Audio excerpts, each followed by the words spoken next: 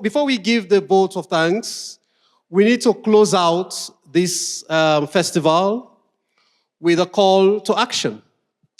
We need to close out this festival with some words of encouragement by senior colleagues in the movement.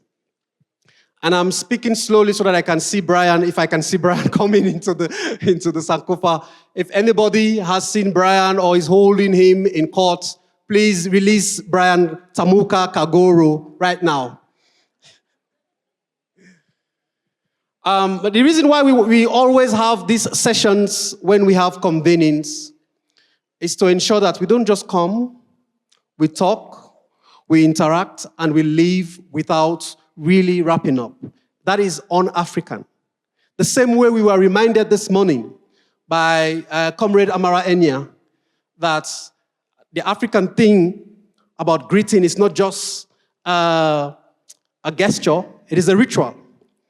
That's the same way saying goodbye or wrapping up or thanking people is truly African.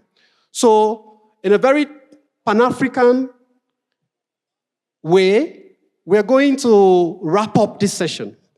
We're going to wrap up this 2 days festival, but the festival continues. The festival will continue outside of Entim Sidai. The festival for reparatory justice will continue outside of Nairobi.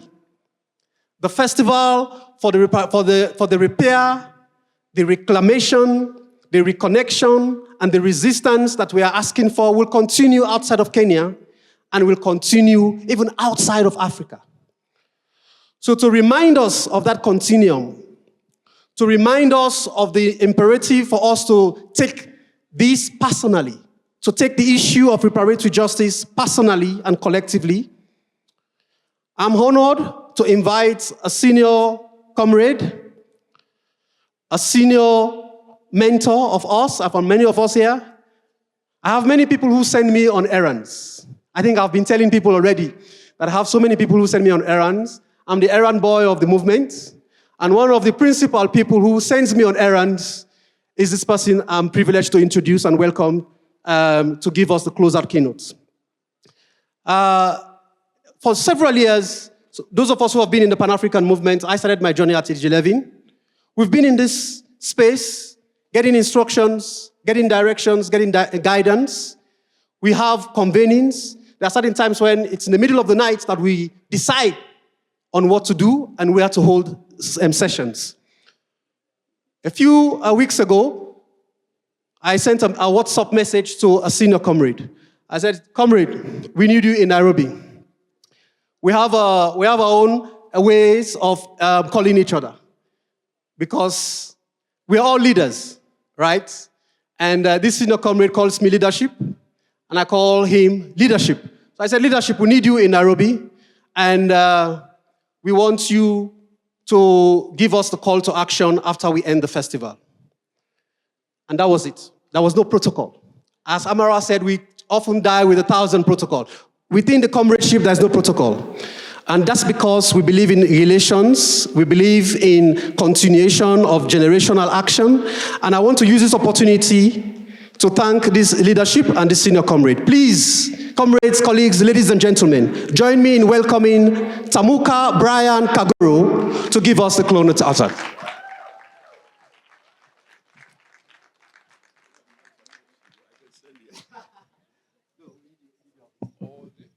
Brian often says that the reason why he's in this size is because he's been eating the problems of Africa. So please, let's give him a bigger applause that actually matches the problems of Africa and the solutions that we are planning to get. Mark Mead. Why don't we give Mark Mead, Lillian, the organizers are phenomenal.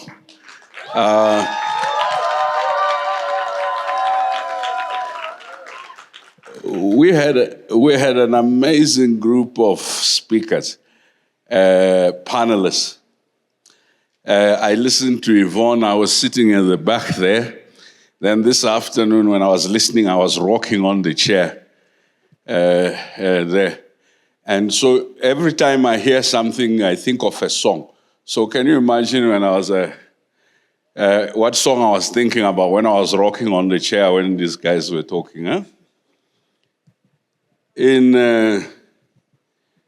Don't worry, I don't have a written speech, so don't. I have to open this because when people in my house see this, they have to believe that I had something written down so that I don't embarrass them. Chattel enslavement, colonialism, apartheid, and neocolonialism were different manifestations of racial capitalism. And they had certain continuities. Those continuities they were all premised on the idea of dehumanization, devaluation of the lives of Africans and of all nature-based assets that were in territories of black and brown people. The devaluation of labor, the devaluation of intellectual endeavor, the devaluation of beauty, the devaluation of cuisine, the devaluation of faith, the devaluation of scholarship, and so persistently the conceptions of faith and spirituality, of commerce, and of civilization were premised on criminal atrocities that were sustained on three beliefs. For chattel enslavement, of course, you've heard me say this, you had to pass a law in Barbados, repeated in Virginia, repeated throughout the colonies that said slaves were not fully human. And within the colonial moment, even after the abolition of chattel enslavement, the idea was that the native was not fully human.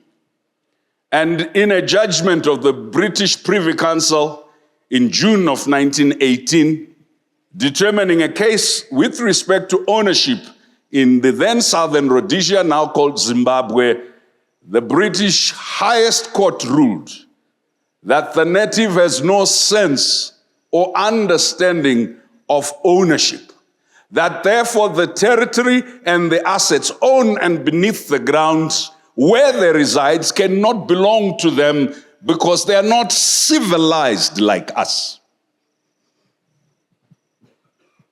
So, my friends, law and institutions became tools of and for legitimating terrorism, racism, dispossession, dehumanization, and the atrocities that you've been talking about.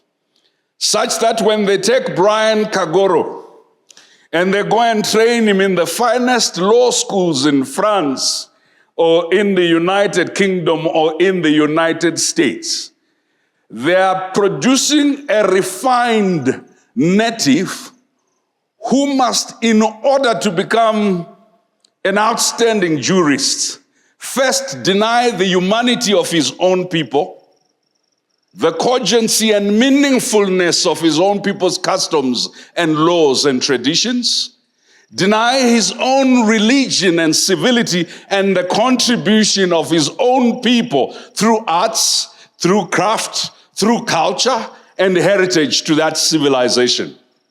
Because, oh, poor Brian, poor Peter, poor Judith.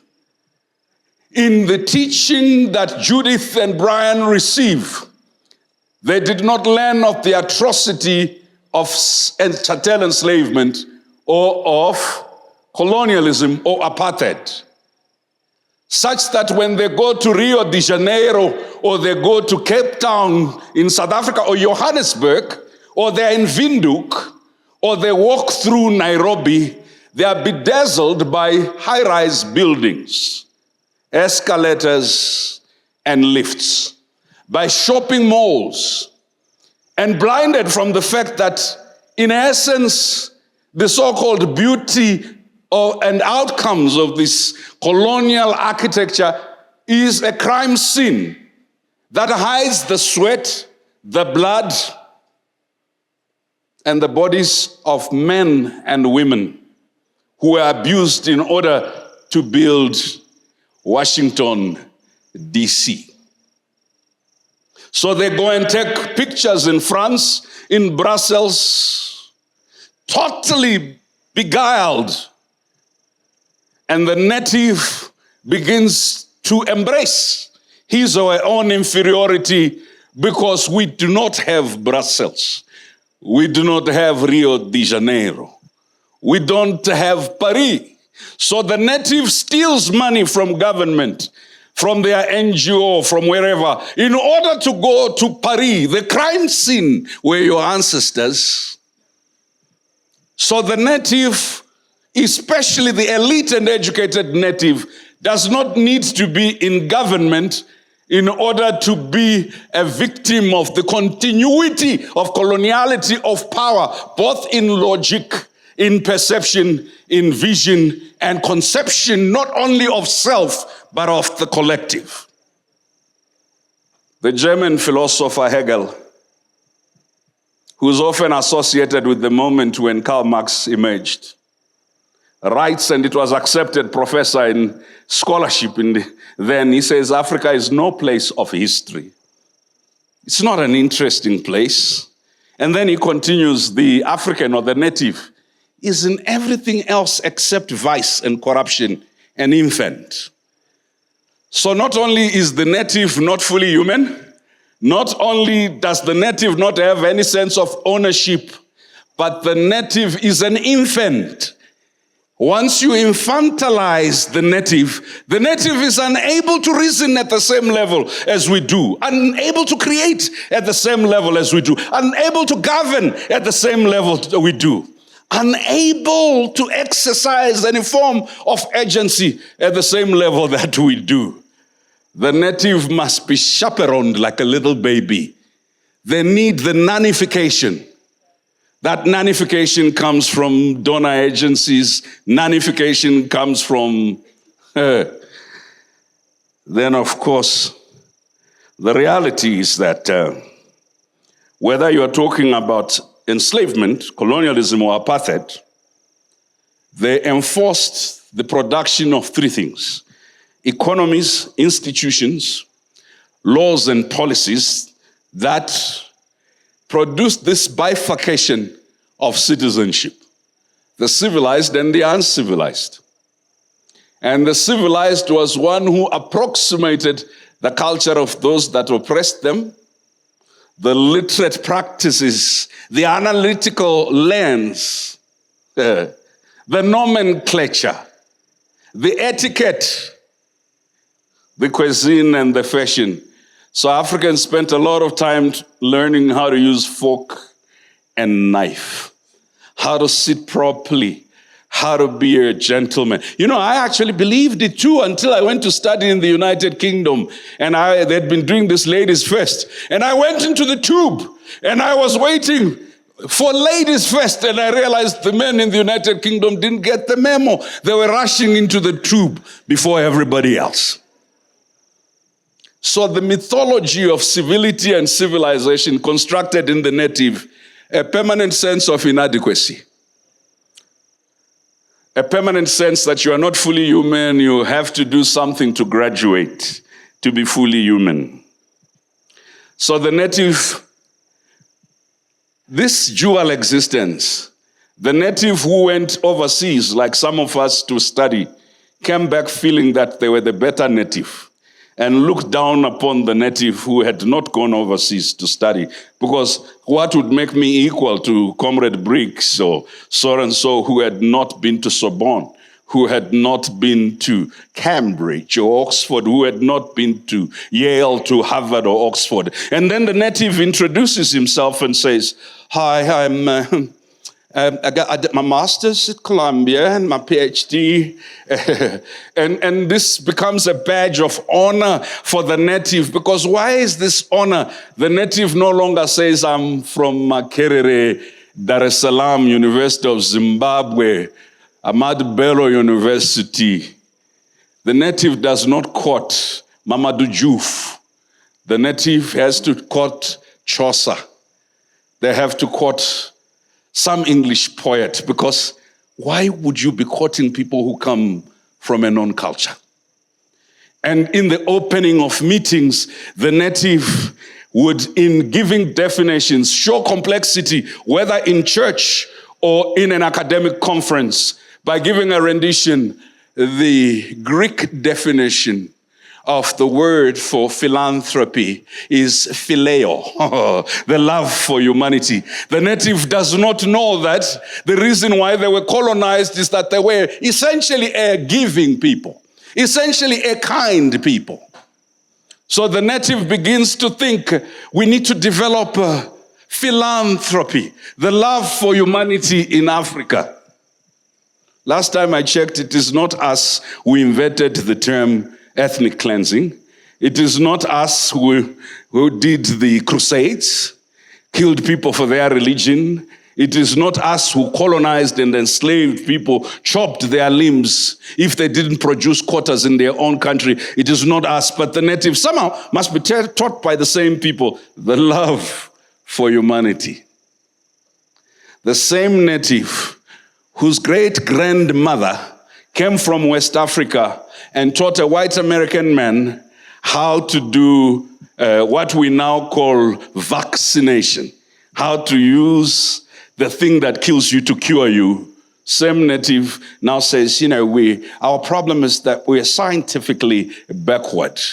And yet the same native drinks Chinese herbal tea and has been taught that somehow their own herbs are demonic, but the herbs of the Chinese are... I'm not talking about villagers and people who need to.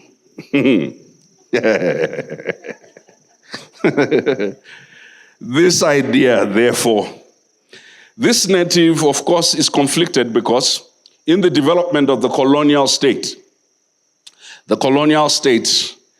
did what is called spatial planning. White folk lived where we are in Karen.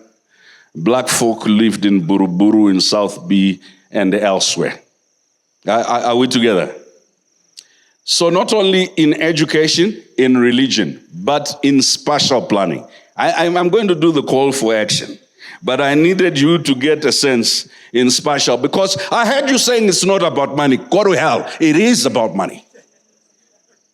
You are the only civilization that thinks that reparation has nothing to do with money. Ask the Germans, why do they need a Marshall Plan? The Marshall Plan was not ribbons around buildings and monuments. It was cash. But it's not only about cash. But so when you introduce reparations, please don't do this native apologia where you start off by saying it's not about money. Money answers many things. I'm tired. Black people love to apologize. In order to be acceptable, we have to explain. This is not just about cash. Why? The Europeans said, where will the money come from? When you were getting it from us, where did it come from? Why does the native function on the basis, first of feeling sorry for their oppressor? Let's talk about your inability to pay. Go to the bank, and the bank has given you a loan, and you have a house and a car, and you go and say, Mr. Manager, it's not about the money. It's difficult these days, as you know, inflation. I'm trying to take my children to school. Please, it's not about the money. And you come back, you will have discovered that money, no money. Do you understand? Please, guys, don't bring into this sector such grandiose rationality. I'm not begging for the money. For those who think we are begging for the money, people say don't demand. All justice is demand. Ask the feminist movement. All justice is demand. I will accept, but I will demand. I can walk and chew gum at the same time. Do you understand? Call to action number 1. Please, you cannot reason in the rationality of the inadequacies or adequacies of a global neoliberal system to determine whether something is practical. If Mandela had done this, it's not about money, it's not about freedom. Where is my sister from South Africa? If the PAC had started and said, well, it's not about, you would not have fought for the liberation of South Africa from apartheid. It was impossible in 1963 to think about liberation. Impossible. Your ancestors who did not have the internet, who did not have the depository and libraries, who didn't have the research and access to information of how much they were being robbed, were still logical enough to say, we're going to fight. Are we together? Guys, listen. All liberation demands are extreme. We get to rationality when we've flexed mutual power. All right? You don't start off with a minimalist position. Right? All liberation. Number two, that what I wanted to say is that how did you then keep the native where they were? Racialized capitalism is a system that was designed to produce the same outcomes no matter the race of the person in charge of the system. So you can if you set up a patriarchal system, you can remove all the men and put 10,000 women. As long as the system is patriarchal in logic, it will produce patriarchal outcomes, right?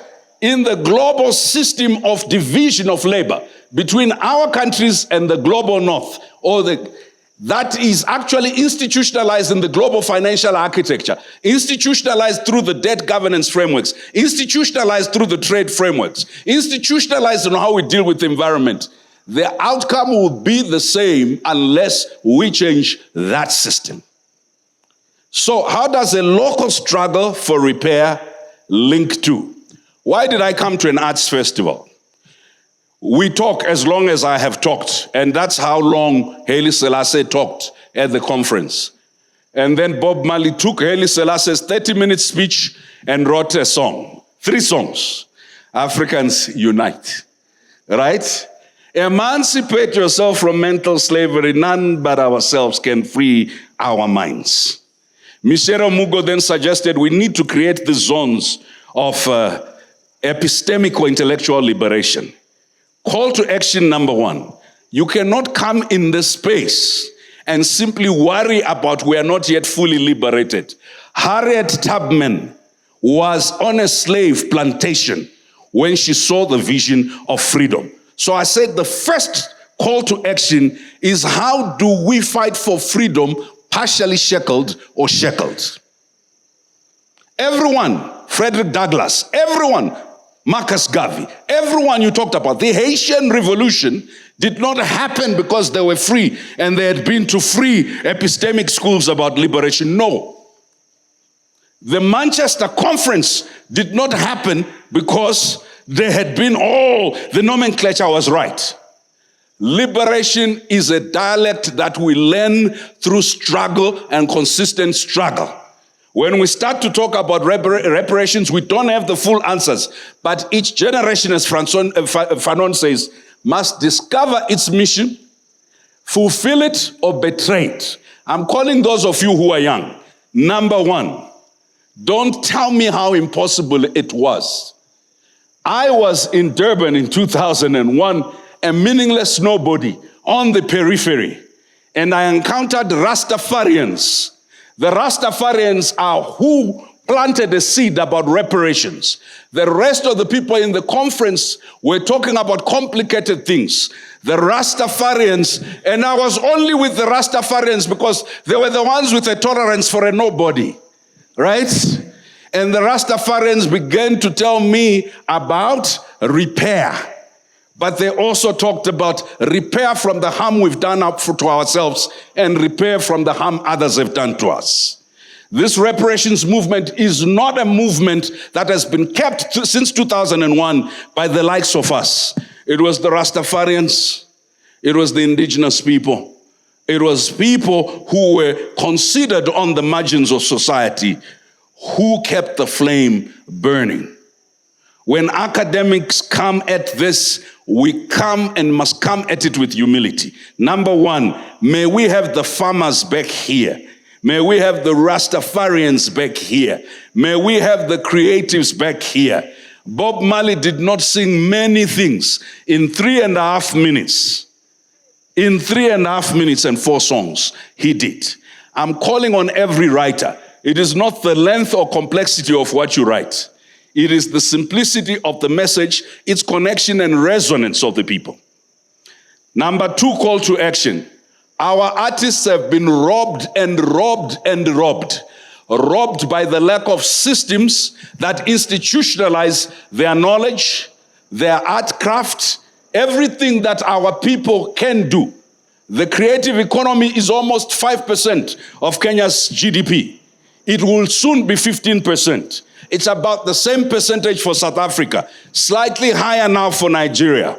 And if you ask our people who want liberation, they do nothing. And then outsiders come and commercialize Burna Boy and everybody else who's talented, and then determine what lyrics they sing for what market. And the people stop singing for their own liberation. Why? Because they are neglected by the domestic audience, they are neglected by their governments, they are neglected by the petty bourgeoisie, they are neglected by lecturers and academics and NGO folks like you and I. Why? Because when we have a moment to deal with arts and culture, we bring it as entertainment, not as part of discourse on how to institutionalize liberation as a repeated, daily, listened to call to action. So the second starting point is arts and culture will never become a space of liberation as long as you have the same colonial lens to it, which is you undervalue it, number one. Number two, you shun it. Many of our artists that were big, they first got big in Europe. When the Europeans had put a stamp on them, or the Americans, we then embraced them. Shame on you. You are waiting for somebody to make it to Hollywood, to so and so that you say they are ours. Oh, you know, he's from Nigeria, he's from my village. Where were you when that boy was unemployed, trying to earn a living?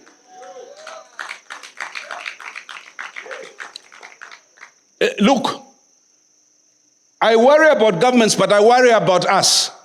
We want governments to do liberation. We ourselves don't do any liberation. In your offices, how many books from local authors are there? From African publishing houses, how many? In your office here, how many?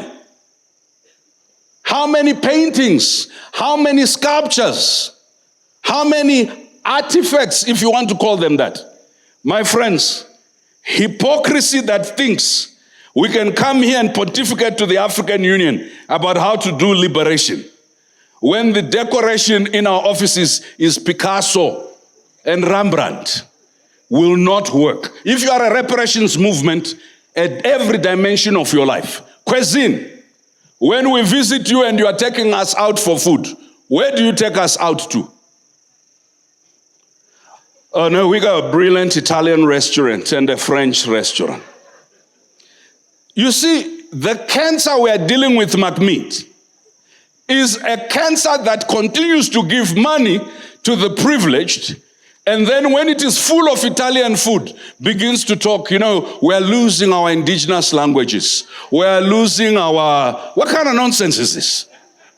Fashion.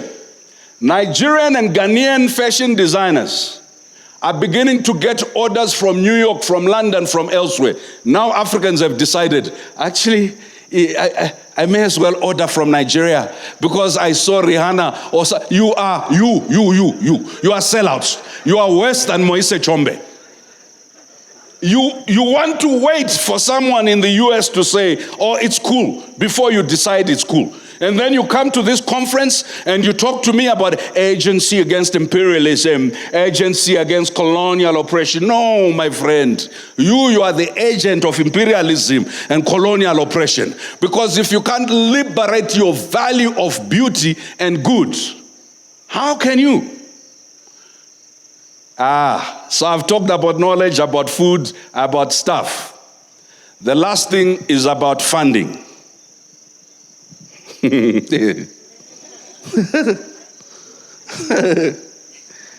How many young techies are here?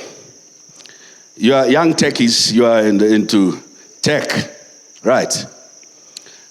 Please tell them the truth. You are the least supported people. And then every time, because the donors are now talking about artificial intelligence, they call you to a conference and they say, can you talk about AI and social justice? Go to hell. Why do we always wait for somebody else to say something is a mega trend before liberation in the reparations movement is going to be about memory? Say memory. Memory is not going to make us dominate the world or unite from the Caribbean to Latin America. Imagination will. Can I repeat that? The struggle for reparations cannot just be about memory, because atrocity and tragedy has never gotten people to move from outrage to prominence, to agency and leadership. I need you to hear this. Emancipation from mental slavery is not only premised on a cartographical listing or biographical listing of atrocity, and even finding the best solutions for it to be paid for.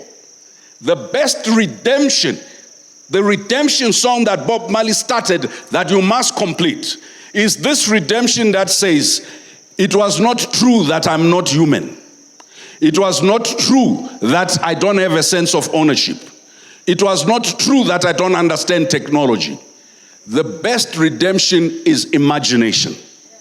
The next reparations conference should be about how those who dare to imagine the future without denying the past can create a future that's not benchmarking itself against others and former oppressive entities, that begins to celebrate what black people have created, what Africans and Afro-descendants have created, what mixed race people have created in this world in terms of technology, of literature.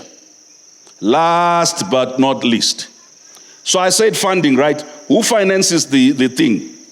How many people actually know how much we spend on banquets in our countries? State banquets. And NGO end of year Christmas party. And personal care. Yeah, self-care. How many? I'll give you a figure. Black contribution to the creative economy globally is sitting at between 5.3 trillion and 8 trillion. There's Africans, Afro-descendants in the Caribbean.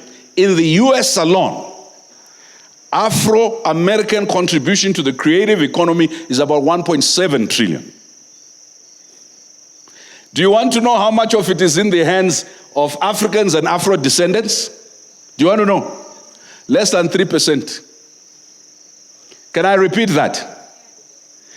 All these popular people that you heard that were Africans or Afro-descendants that you were watching on TV, including my sister Whitney Houston, when they died, the value that they controlled of their fame and their creative power was less than 3%. The frontier of reparations is reparative economies, both of the present and of the future. I'm not talking about inclusive development, I'm talking about reparative economies. Reparative economies cannot be anchored on the idea that we describe a problem and don't create the structures, the institutions, and the systems to change it. You cannot change oppression by a system of racial capitalism without having a system of empowerment. Because otherwise, we will have 100 years of outrage at this system.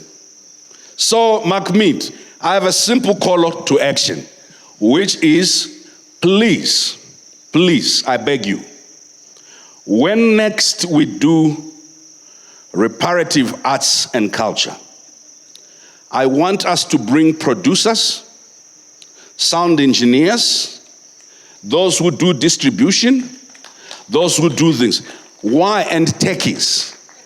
Because the ecosystem and the value chain of repair, we can only demand what we know was robbed. but we can only create what we know is possible. So friends, thank you for coming to this conference. Thank you for allowing Mahmoud to indulge me for more minutes than he had granted me. But thank you for accepting that, having identified the problem elsewhere for the last 2 days, the biggest problem in repair and injustice is you and me, the middle class, who describe this problem as though it is a football match far away, who in our daily lives, in our consumption patterns, in our reading patterns, in the TV we watch, on our TikTok patterns, because we are not paid on TikTok as black people, we do arts for entertainment. Until there's a redemptive economy component of it, it is you and I that are a problem, because we don't value people. We would rather pay for a foreign artist 10 times than we pay for a local. And to all the consultants in the room, this is a political struggle. If you only technically engage it, you will betray the politics of what is the ideology or what is the ideative framework.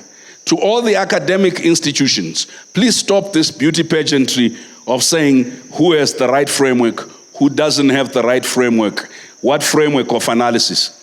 You know, my Chinese friend, I told him, I spoke better English than him.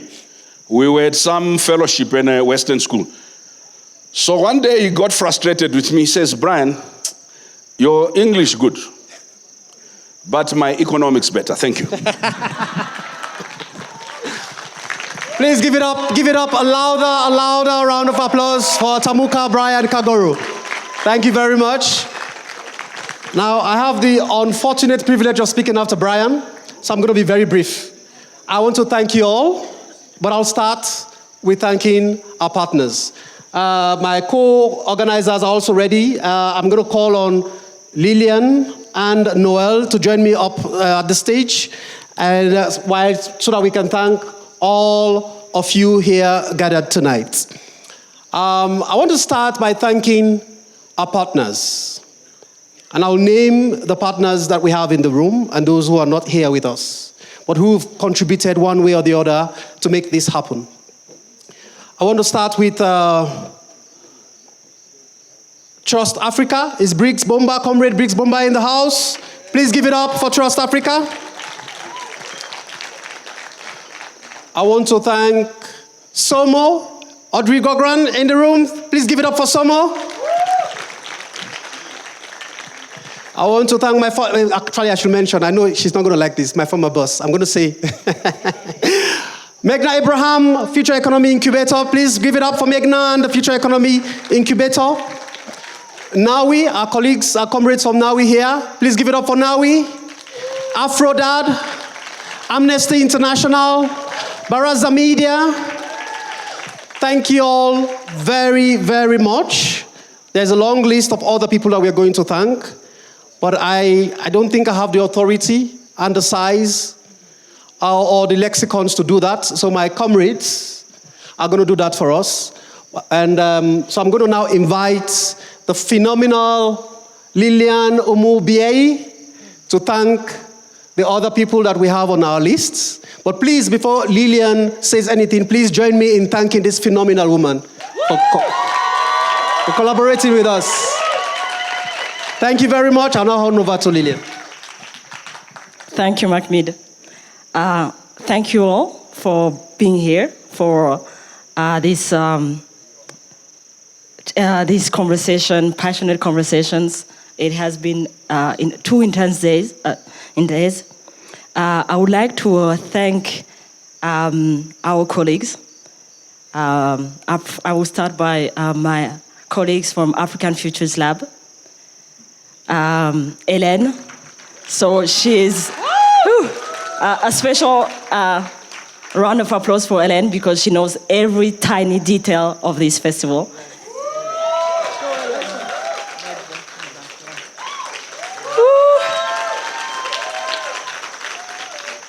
Thank you, Geneviève, Cecilia, Lavender, Patrick, I don't know where they are.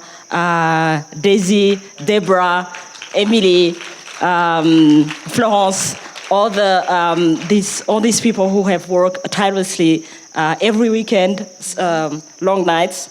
I would like to thank Kathy. Where are you, Kathy? Please. She's been amazing, working on this program, trying to find people. I mean, she's with grace and finesse, and thank you so much, Kathy. I would like to thank Reforms Initiative team, Michael, Sebastian, Rita, Gretchen, Priscilla, Samuel, Wilhelmina. Thank you so much. Thank you for this smooth collaboration. Thank you to the Deep South Solidarity Fund team, to Alex, to Tori, and of course Noel.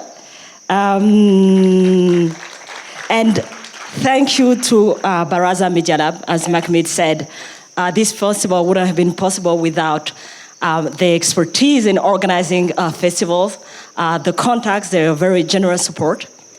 Special shout out to Lillian. I don't know where she is. And I would like to end by thanking Noel and Mahmoud, partners in crime, mentors, for dreaming with us, with pushing us beyond our ambitions. So thank you for being here.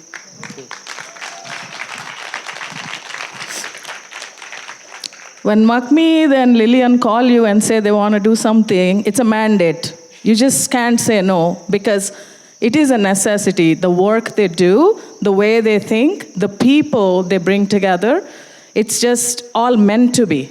So it's an honor. It's an honor to be part of this, go through hours and hours of back and forth conversations, the dreaming and the building. So thank you both so much from the bottom of my heart. And again, I want to ask the teams to stand up now as I name each and every one of you. Ellen, please stand. Genevieve, Lavender, Patrick, Daisy, Emily, Deborah, Cecilia, Catherine. I know some of them are not even present with us, but they've been supporting from wherever they are. Thank you all so much. And the team from Reform Initiatives, Sebastian, Michael, Rita, Gretchen, Samuel, Priscilla, Wilhelmina. Again, some of them are not here, but please thank them, and I thank you. And then from Baraza Media, Maurice is not here, but Lillian is here. Please, Lillian, thank you so much. Thank you for all you have done and for all you all have done. And then nitty-gritty. Can't say enough about Kaguria, Wambui, Ruth, and team. Thank you so much. Thank you. Phenomenal work you have done. And to the staff and leadership of NTIM CDI, thank you all so much for the space and for accommodating us and for helping us. And now I want to thank each and every one of you for being here. This is not an easy thing to do, to commit your resources of time, energy, willingness, monies, and travel from anywhere and everywhere to be here and to make Wakati Wetu possible. So thank you, everyone. Thank you so much. We are leaving the stage now. I know you're tired of us. And we're going to invite Angela and Terian to come up the stage. But before we do that, please join me in thanking them with the loudest round of applause.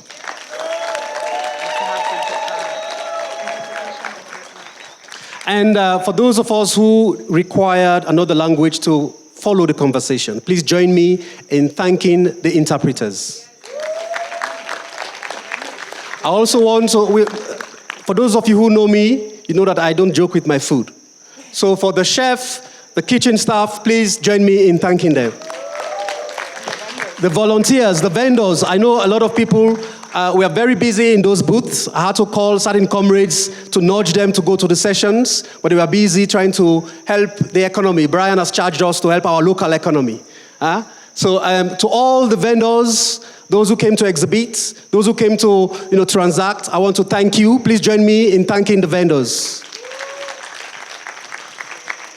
To the Maasai elders who came and blessed us and blessed this event, please join me in thanking them. And finally, to the speakers, the keynote speakers, we had phenomenal keynote speakers. Please join me in thanking Dr. Ashwini, Dr. Yvonne, and the respondent, Dr. Amara Enya. And of course, before I leave the stage, we've all heard from Brian, giving us the final closeout. I want to repeat and reiterate the thanks to Kathy and Dr. Catherine, who interviewed our keynote speaker. Please join me in thanking Dr. Catherine. All the moderators, all the speakers, and for all of you here, please, thank you, thank you, thank you. We will not finish and we will not leave this stage if we continue. And I know people want to dance. I want to dance. Thank you very much. Thank you very much.